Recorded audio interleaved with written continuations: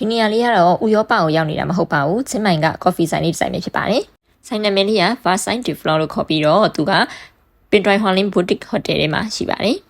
ဟိုတယ်ဝင်းကြီးကလည်းအကျယ်ကြီးကိုမှ coffee ဆိုင်သွားတဲ့ land တစ်ဖက်တစ်ချက်မှာလည်း Christmas theme လေးတွေ decoration လေးတွေနဲ့အရန်ကိုလှပါတယ်အပြင်စင်တွေက Varsine နန်းတော်ကို inspire ယူထားပြီးတော့အဖြူရောင်နဲ့ရွှေရောင်ကိုအသုံးများပါတယ်ပြီးတော့ရုပ်ထုတွေနဲ့ fountain တွေလည်းရှိတယ်ဒါကတော့ coffee ဆိုင်လေးပါ coffee ဆိုင်လေးရဲ့ဘေးမှာရှိတဲ့ fountain ကလည်းအရန်ကိုကြီးကျယ်ခမ်းနားပြီးတော့လှပါတယ်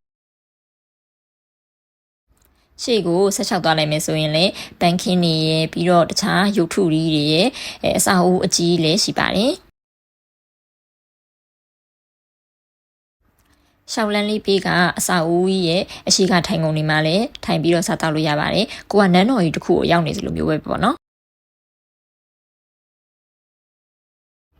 ဒါကတော့သူဆိုင်နာမည်လေးပေါ့နော် Varsine de Flor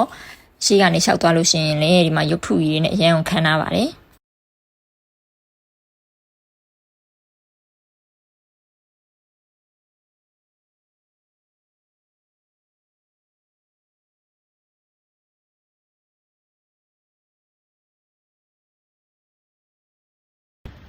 ဒီရန်လာရဲ့ coffee ဆိုင်လေးကိုရောက်နေရပဲဖြစ်ပါတယ်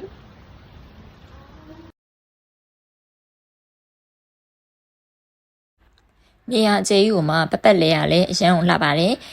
ဒီအနောက်ကပေါ့နော်အစာအုပ်အကြီးမှာဘာတွေရှိလဲဆိုတာကိုဝင်ကြည့်လိုက်ရအောင်နော်တိုင်လုံးအကြီးတွေနဲ့အစာအုပ်တွေကိုဝင်လိုက်တဲ့အခါမှာဝေါဇက်ကားတွေကလို့မီဆိုင်အကြီးတွေနဲ့ decoration တွေလှတဲ့ဟော်ခန်းကြီးဧခန်းမကြီးကိုတွေ့လိုက်ရပါတယ်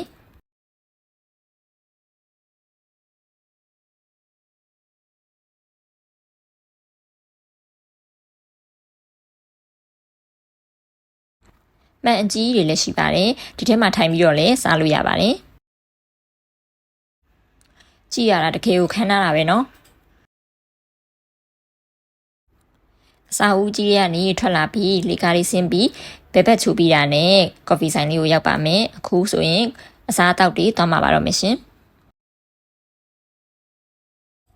ကော်ဖီဆိုင်ကဘဲဘက်မှာရှိပြီးတော့တန့်စင်ခန်းညဘက်မှာရှိပါတယ်ဆိုင်ရဲ့ signature ဖြစ်တဲ့ rose cherry လိုက်ချီဖြော်ရည်လေးမှာလိုက်ပါတယ်spaghetti carbonara တူစားရအောင်နော်ဧပြီကတော့ဒီ coffee ဆိုင်လေးမှာအဝလဲခဲ့ပြီးမလို့အကေများချင်းမိုင်အောင်ရောက်ဖြစ်ခဲ့မယ်ဆိုရင် Varsine de Flor ဆိုတဲ့ဒီ coffee ဆိုင်လေးကိုဝင်လဲဖို့မမိနဲ့နော်ခုဆိုလို့ရှိရင်နောက်တနေရာကိုသွားစားတော့မှဖြစ်တာမလို့ဗီဒီယိုလေးကိုဒီမှာပဲဆုံးသက်လိုက်ပါမယ်ရှင်နောက်ဗီဒီယိုလေးတွေမှာပြန်တွေ့မယ်နော် bye bye